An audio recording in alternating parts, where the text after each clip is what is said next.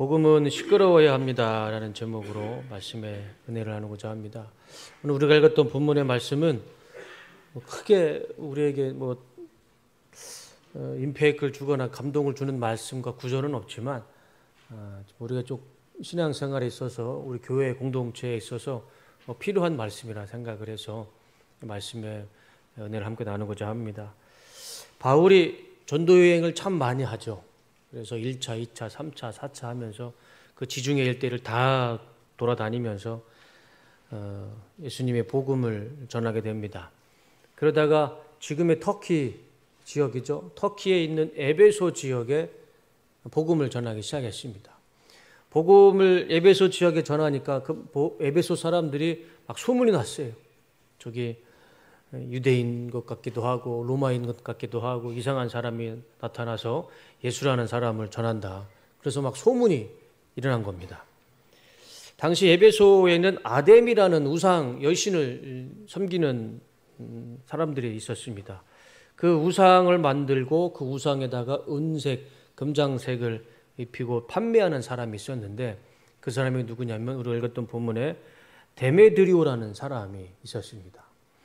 그러니까 이 사람이 아데미라는 우상을 만들고 그리고 또 그것을 판매하고 직원을 두면서 그걸 생산하고 판매했던 사장이었습니다. 사장.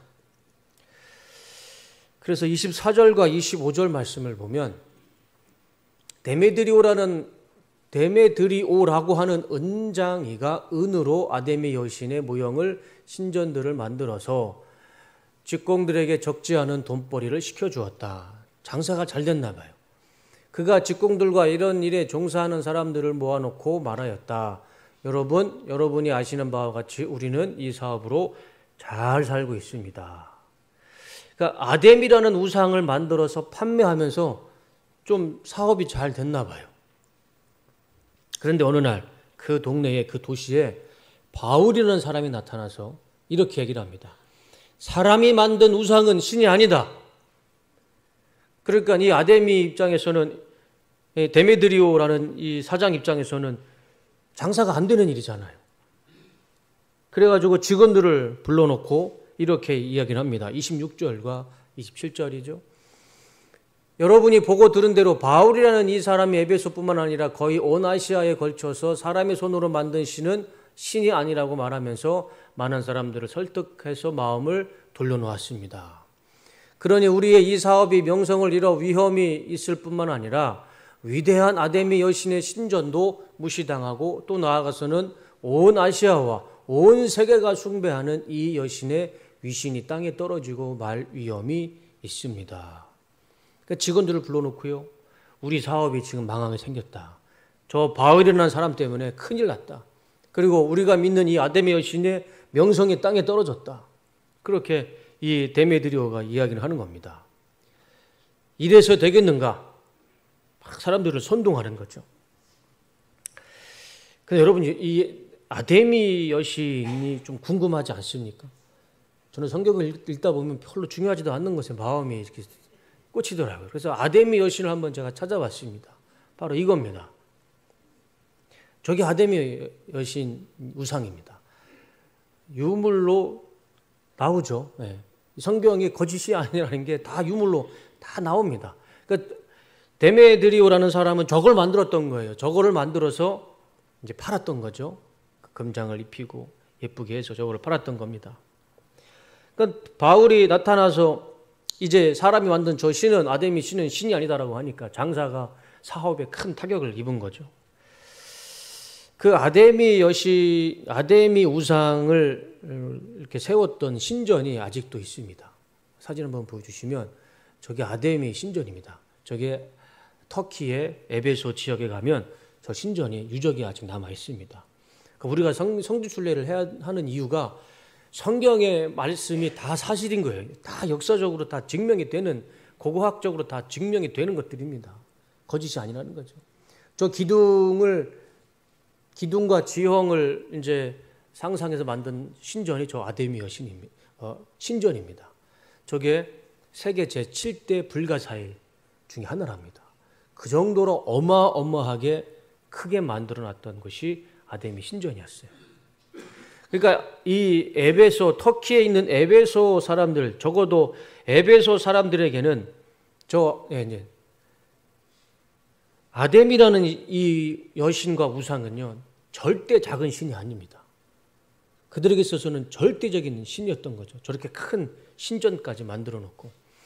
여러분, 우리 한국에서 아주 유명한 사찰이나 절에 가보면 거기에 항상 뭐가 있죠? 뭐가 있냐면 조그마한 부처상이나 동자승이나 기념품을 팔잖아요.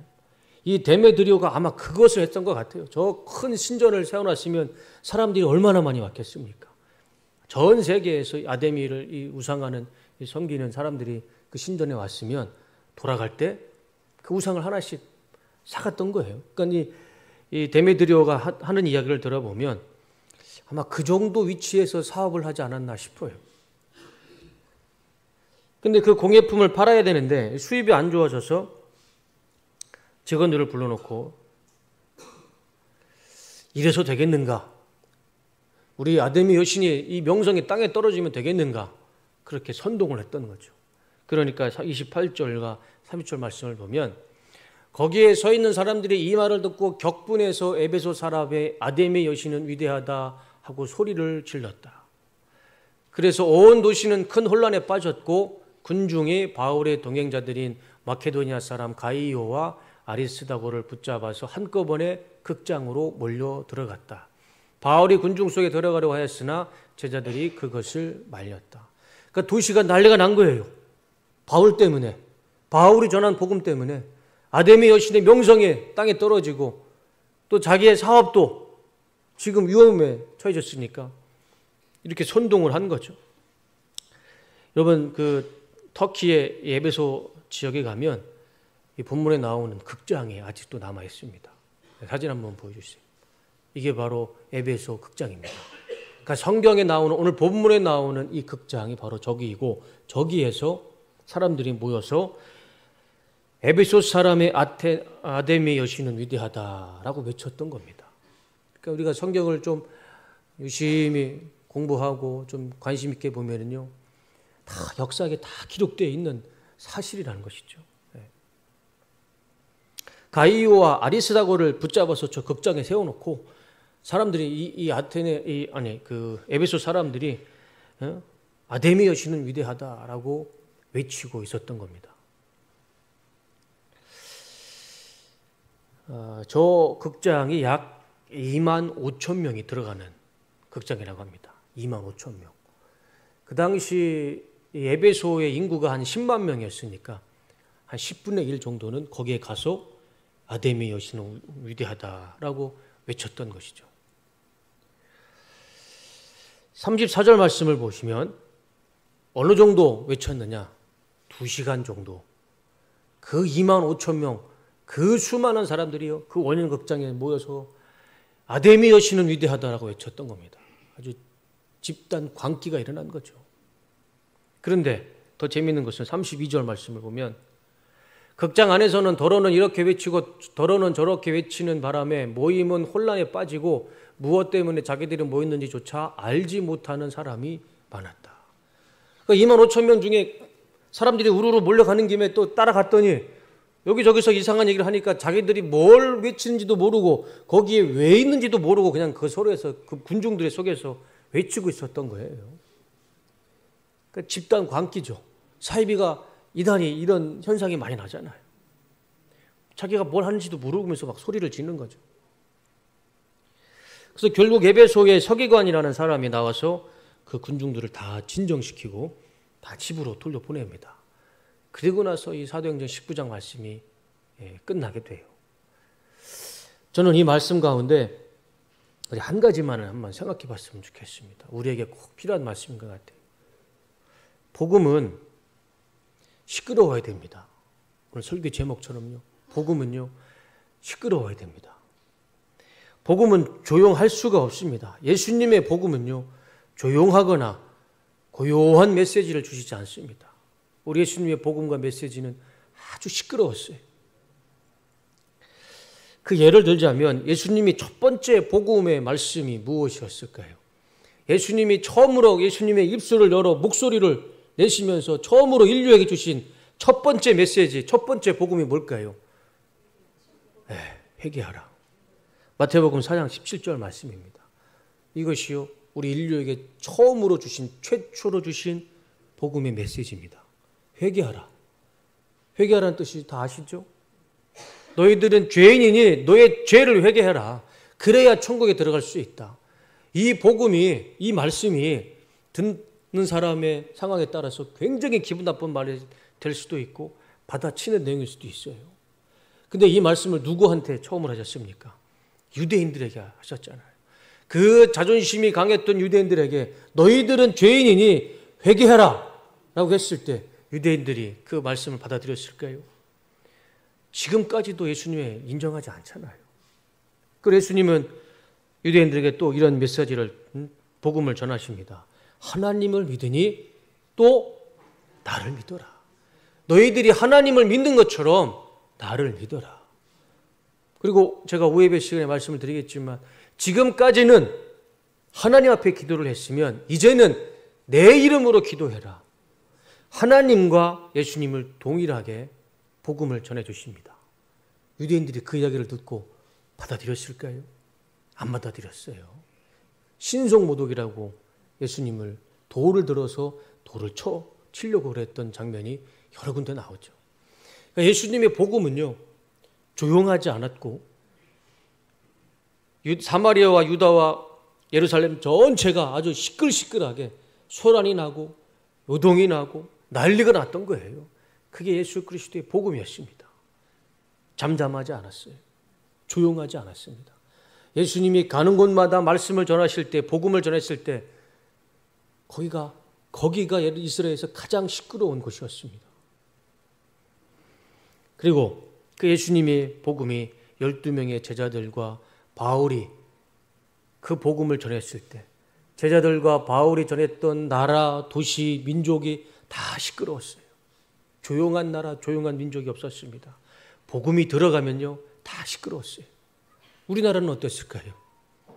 우리나라도 마찬가지죠. 복음이 들어가고 생명의 진리가 들어가면 조용할 수가 없습니다. 왜냐하면 이 복음은요, 우리 인간의 죄의 본성을 바꿔놓는 진리이기 때문입니다. 하나님의 생명의 말씀, 진리의 말씀이 우리 안에 들어오면 우리 안에 있는 하나님의 영과 죄의 영이 싸우기 때문에 이것은 조용할 수가 없는 것이죠. 12명의 제자들과 바울이 이 예수님의 복음을 전했을 때 유대인들은 시끄러웠고 이방 나라와 이방 민족도 다 시끄러웠습니다. 복음은 개인이나 마을이나 도시나 관여하지 않습니다. 복음이 들어가는 곳이, 그곳이 시끄러운 곳이고 그것이 소란스럽고 난리가 나는 곳이었습니다.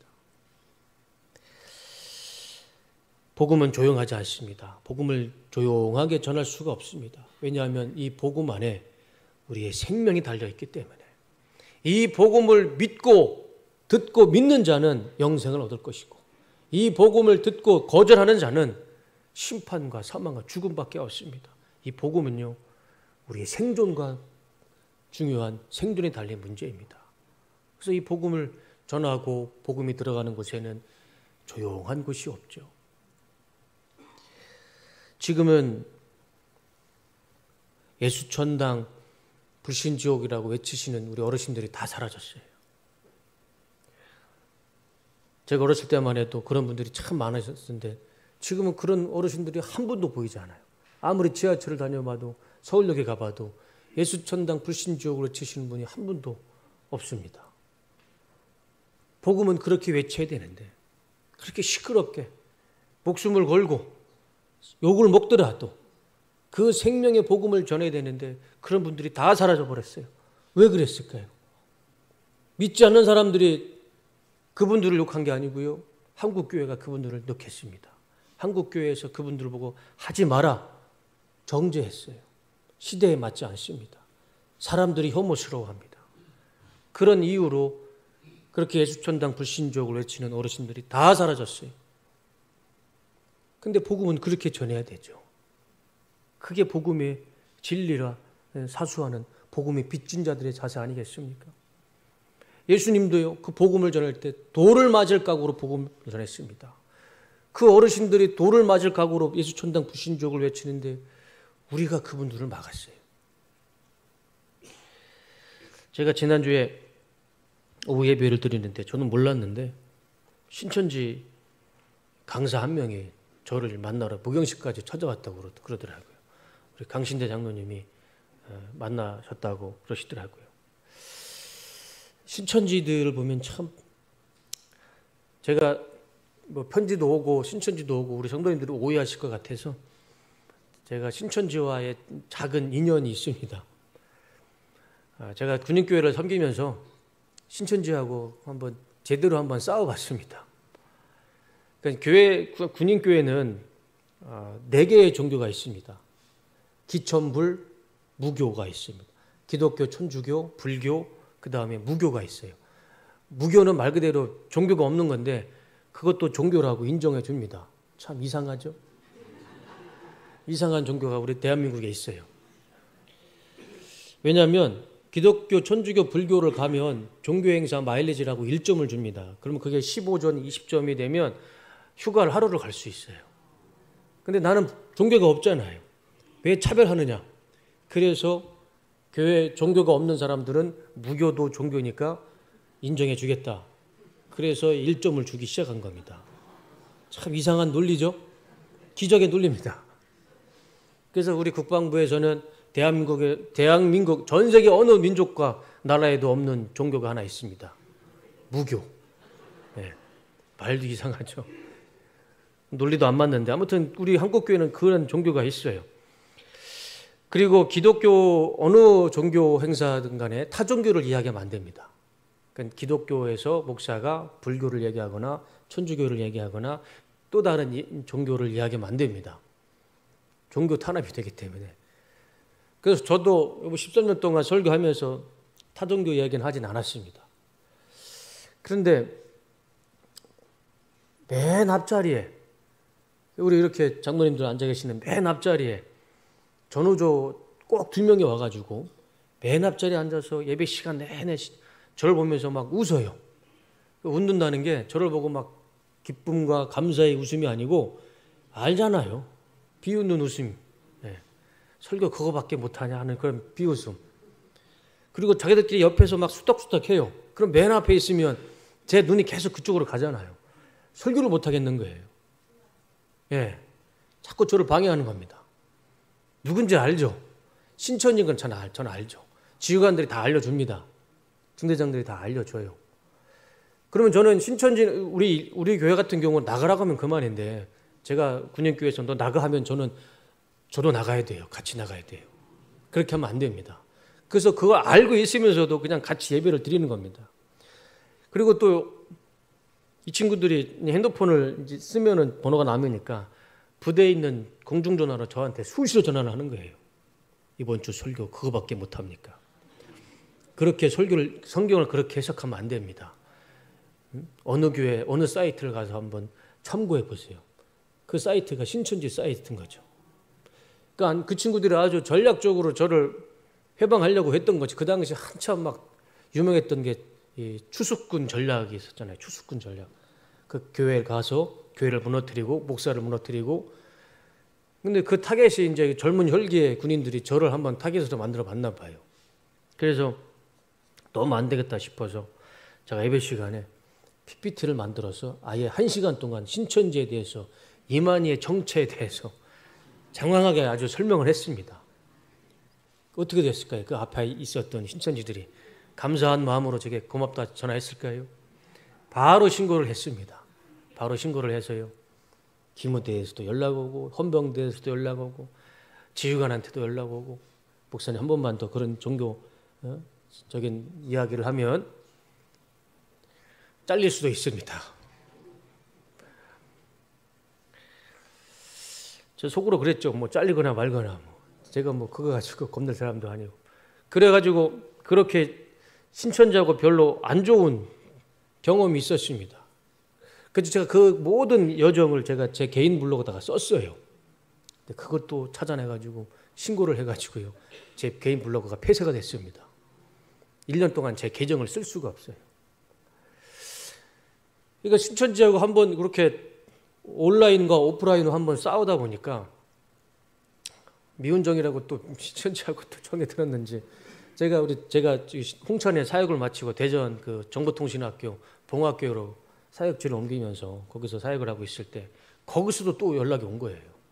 거기서도 또 맨 앞자리에 앉아가지고 희덕거리고 신천지를 뭐 도망치려고 한 건 아닌데 뚝섬교회로 왔는데 또 전화가 온 겁니다. 그날 장로님 뵙고 저한테 또 9시 반쯤에 연락이 온 거예요. 얘네들이 왜 자꾸 전화하나 이렇게 싶은 생각이 드는데 제가 이 말씀을 왜 드리냐면 저는 신천지와 전혀 상관이 없습니다. 혹시라도 자꾸 신천지가 저희 교회 찾아와서 담임 목사 좀 만나고 싶습니다. 그렇게 말을 하는 사람이 있으면 저는 신천지하고 연관이 없고 오히려 신천지하고 싸웠던 사람이고 계정까지 폐쇄당했던 전적이 있으니까 그리고 신천지가 오면 붙잡으세요. 붙잡아놓고 경찰에 신고하세요. 저 앞에 우리 교회 앞에 우리 써놨잖아요. 우리 교회는 신천지를 거부합니다. 그게 왜 그냥 붙이는 게 아닙니다. 그게 법적으로 효력이 있는 거예요. 그래서 신천지의 신자만 나와도 이만희의 이자만 나오면 그냥 우리 장로님들 집사님들 딱 붙잡아놓고 경찰에 신고하시면 됩니다. 제가 지난주에 전화하면서 제가 한마디 했어요. 뚝섬교회 다시 한 발짝이라도 들어놓으면 내가 붙잡아놓고 신고하겠다. 저는 절대 신천지 상관이 없는 사람입니다.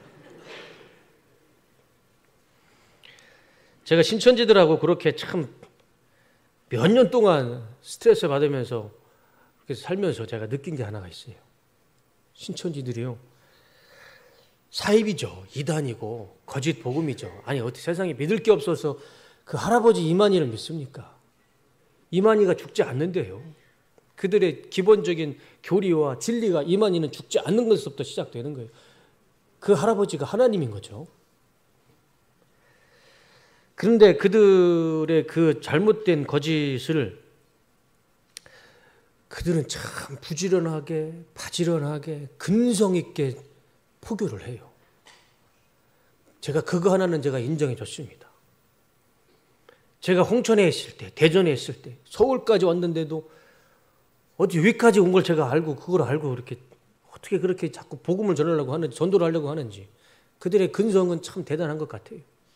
잘못된 진리이고 거짓된 복음이지만 그들에게는 진리니까 그것이 그거를 참 근성 있게 부지런하게 바지런하게 이 포교를 하는 거 보면 그거 하나는 참 무시는 못하겠습니다. 근데 저는 이 신천지를 보면서 그 부지런함과 그 바지런함과 그 근성이 그들에게 있는 게 아니고 그 부지런함과 근성이 우리에게 있어야 되지 않는가? 나에게 있어야 되지 않는가? 그런 이상하게 신천지를 통해서 그런 반성이 들더라고요. 진리를 가지고 있는 우리는 천지 만물을 창조하신 이 하나님을 믿고 있는 이 진리를 가지고 있는 우리는 너무 잠잠한데 오히려 예수 천국 불신지옥을 외치는 그런 분들을 정죄하고 조용하라고 잠잠하라고 정죄하지 우리는 정작 그 진리를 가지고 있는 우리는 오히려 신천지보다 거짓 진리보다 더 조용하게 살고 있다는 것이죠. 에베소 사람들도 잘못된 신을 섬기면서 2시간 동안이나 아데미 신은 위대하다. 집단 광기 자기가 뭘 외치는지도 모르면서 2시간 동안 외쳤어요. 그 열심, 그 외침, 그 소란스러움 사실 그것이 우리에게 필요한 외침이고 우리에게 필요한 열심이고 우리에게 필요한 시끄러움과 소란 난리 아니겠습니까? 거짓을 가진 사람들이 10개를 외치면 진리를 가진 우리는 100개, 1000개, 10,000개를 더 외쳐야 되고 더 선포하며 살아야겠죠. 그것이 복음의 빚진 자들, 우리 성도의 해야 할 일 아닌가 저는 생각을 합니다. 지난주 오후 예배 때 제가 데살로니가 후서 2장의 말씀을 가지고 우리가 왜 감사를 해야 되는지 3가지를 성경은 말씀해 주십니다. 기억나시죠? 첫 번째, 우리가 왜 감사해야 됩니까? 하나님이 나를 선택하셨기 때문에. 그래서 너희들은 감사해야 된다. 분명히 말씀해 주십니다. 우리가 하나님을 선택한 것이 아니고요. 하나님이 먼저 우리를 선택해 주셨습니다. 그래서 그것을 감사하며 살아가라. 마땅히 감사하며 살아가라. 그게 데살로니가 후서 2장의 말씀입니다. 두 번째, 우리에게 감사하라고 합니다. 그것이 무엇이죠? 나를 거룩하게 해 주심에 감사해라. 거룩도요, 하나님이 거룩하게 해 주셔야 거룩한 것이지 우리 스스로 거룩할 수가 없습니다. 그래서 말씀은 너희들을 거룩하게 해주신 그 거룩하심에 감사해라. 세 번째는 진리를 믿고 구원받고 영생을 얻게 해주심에 감사해라. 수많은 사람들이 있지만 진리를 진리로 믿는 사람들은 그렇게 많지가 않습니다. 같은 하나님, 같은 성경을 보더라도요, 우리는 정말 제대로 된 천지를 창조하신 하나님을 믿지만 또 다른 집단에서는 똑같은 성경을 보는데 이만희를 하나님을 믿는 거짓된 진리를 믿고 살아가는 사람들도 있다는 것이죠. 성경은 분명히 말씀해 주고 있어요. 진리를 믿고 구원받게 해주심에 감사해라. 감사해야죠. 그리고 이 모든 이 은혜를 주신 이유를 한 가지로 정리해 주십니다. 데살로니가 후서 2장 14절. 왜 하나님이 이렇게 우리를 선택하시고 거룩하게 해주시고 또 진리를 믿게 해주셔서 구원해 주시는지 말씀 보여줘 보세요. 그 이유가 이겁니다. 14절인데 11절인데 14절입니다. 하나님이 이렇게 우리가 전하는 기쁜 소식을 통해 여러분을 부르신 것은 우리 주 예수 그리스도의 영광에 여러분이 참여하도록 하기 위한 것입니다. 왜 하나님 우리를 선택하시고 거룩하게 해주시고 왜 우리를 진리를 믿게 해주셔 구원해 주시는지 그 이유와 목적이 한 가지입니다. 하나님의 영광을 위해서. 하나님의 영광에 참여하기 위해서. 하나님의 영광을 위해서 우리를 선택하셨고 우리를 거룩하게 해주셨고 우리를 구원해 주셨습니다. 그러면 우리는 하나님의 영광을 위해서 살아가는 것이 마땅한 삶이라 믿습니다.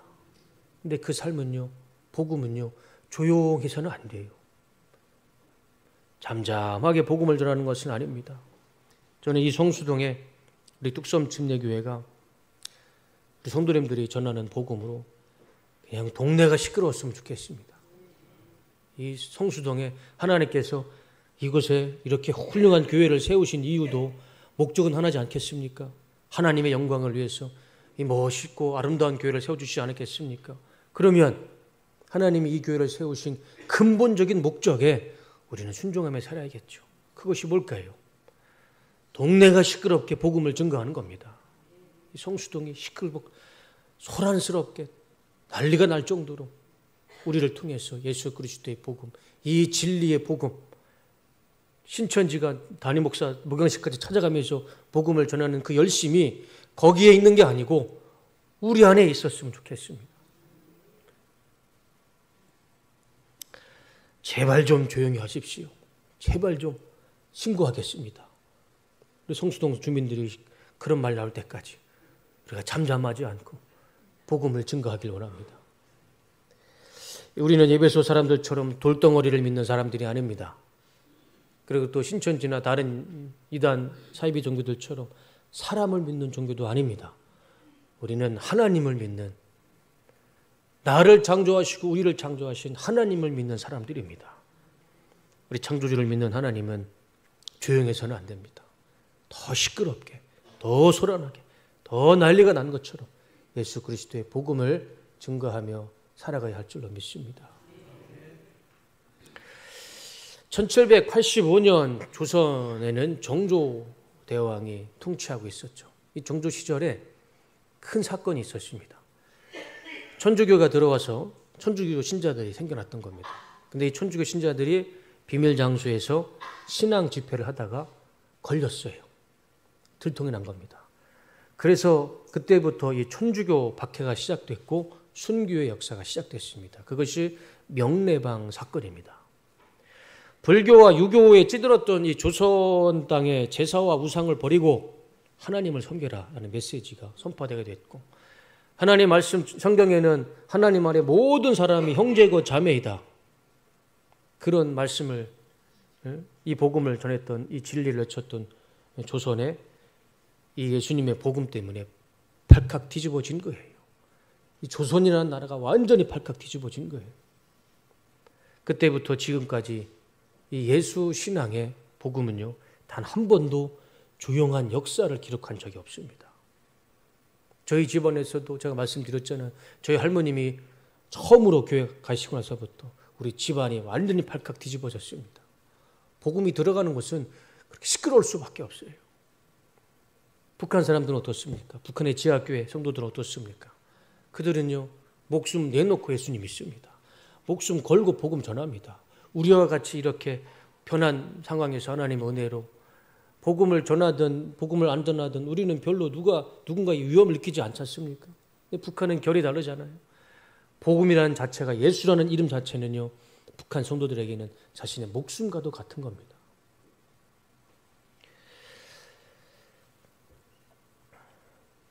어느 교회든 예수님을 만난 사람들이 또 가장 시끄럽고 가장 열심히 하고 가장 소란스럽지 않습니까? 그게 정상이라 생각을 합니다.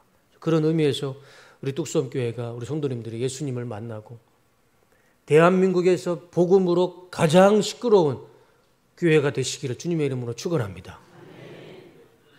한번 보겠습니다. 얼마나 시끄러운지.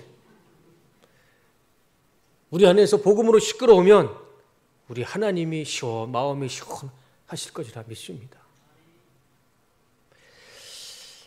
뚝섬교회에서 크게 십자가 하나 만들어 주시면 제가 그 십자가 들고 우리 장로님이랑 같이 토요일마다 성수동 일대를 돌아다니면서 예수 천당 불신지옥을 외치겠습니다. 우리 장로님들은 허락하지 않으시겠지만 장로님들 허락 안 하시면 저 혼자라도 하겠습니다. 제가 그걸 어디서 봤냐면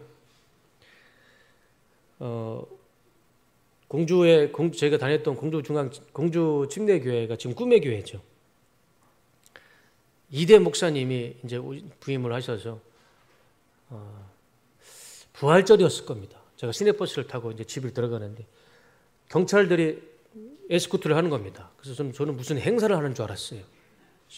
공주시에서. 근데 알고 봤더니만 맨 앞에 담임 목사님이 십자가를 메고 길 한쪽을 공주시를 한 바퀴를 돌더라고요.